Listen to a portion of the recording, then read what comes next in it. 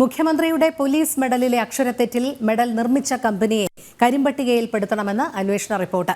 Bhagavathi stores എന്ന സ്ഥാപനമാണ് ഗുരുതര പിഴവോടെ മെഡൽ നിർമ്മിച്ചത്. മെഡലുകൾ പരിശോധിക്കേണ്ട സമിതിക്കും വീഴ്ചപറ്റി. അന്വേഷണ സംഘം ഡിജിപിക്ക് റിപ്പോർട്ട് കൈമാറി. വിവരങ്ങളുമായി രശ്മി കാർത്തിക ചേരുന്നു. രശ്മി, മുഖ്യമന്ത്രിയുടെ പോലീസ് മെഡലുമായി ബന്ധപ്പെട്ടുള്ള അന്വേഷണ റിപ്പോർട്ട് അന്വേഷണ സംഘം ഡിജിപിക്ക് കൈമാറിയിട്ടുണ്ട്. ഈ മെഡലുകൾ നിർമ്മിച്ച ഭഗവതി സ്റ്റോഴ്സിനെ കരിമ്പട്ടികയിൽപ്പെടുത്തണം എന്നുള്ള റിപ്പോർട്ടുമുണ്ട് എന്നറിയാൻ കഴിയുന്നുണ്ട്. മറ്റു വിവരങ്ങൾ?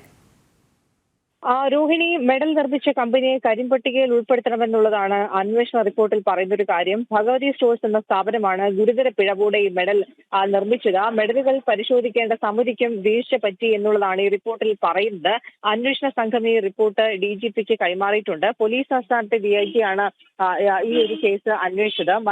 നവംബർ 1 മലയാള ഭാഷാ ദിനത്തിൽ തന്നെയാണ് ഈ ഒരു മെഡലുകൾ വിതരണം ചെയ്തത്. ആ ഭാഷാ ദിനത്തിൽ തന്നെ മുഖ്യമന്ത്രി വിതരണം ചെയ്ത മെഡലുകളിൽ ഏറ്റവും പ്രധാനമായി പോലീസ് എന്ന് എഴുതിയിരിക്കുന്നത്, മുഖ്യമന്ത്രി എന്ന് എഴുതിയിരിക്കുന്നതെല്ലാം വലിയ രീതിയിൽ ഗുരുതരമായിട്ടുള്ള അക്ഷരത്തെറ്റായിരുന്നു. ഓഗസ്റ്റ് 15-നാണ് ഈ മെഡലുകൾ പ്രഖ്യാപിച്ചത്. ആ ദിവസം തന്നെ വിതരണം ചെയ്ത മെഡലുകളിൽ ഗുരുതര പിഴവ് പറ്റിയത് ആഭ്യന്തര വകുപ്പിനും സേനയ്ക്കാകുകയും വലിയ രീതിയിൽ നാണക്കേടായിരുന്നു.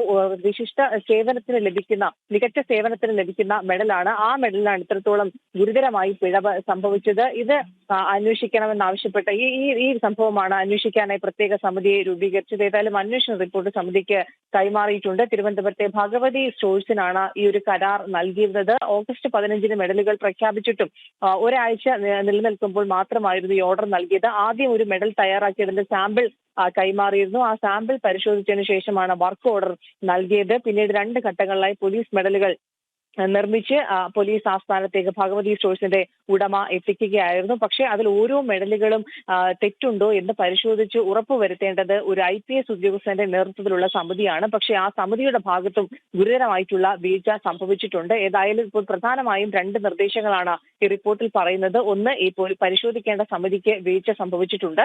രണ്ടാമത്തെ കാര്യം, ഈ ഒരു ഭഗവതി സ്റ്റോഴ്സിനെ കരിമ്പട്ടികയിൽ ഉൾപ്പെടുത്തണം എന്നുള്ളതാണ് ഇപ്പോൾ നിലവിൽ DGPക്ക് കൈമാറിയ റിപ്പോർട്ടിൽ പറയുന്നത്. രോഹിണി. ശരി, രശ്മി കാർത്തികയാണ് വിവരങ്ങൾ നൽകിയത്.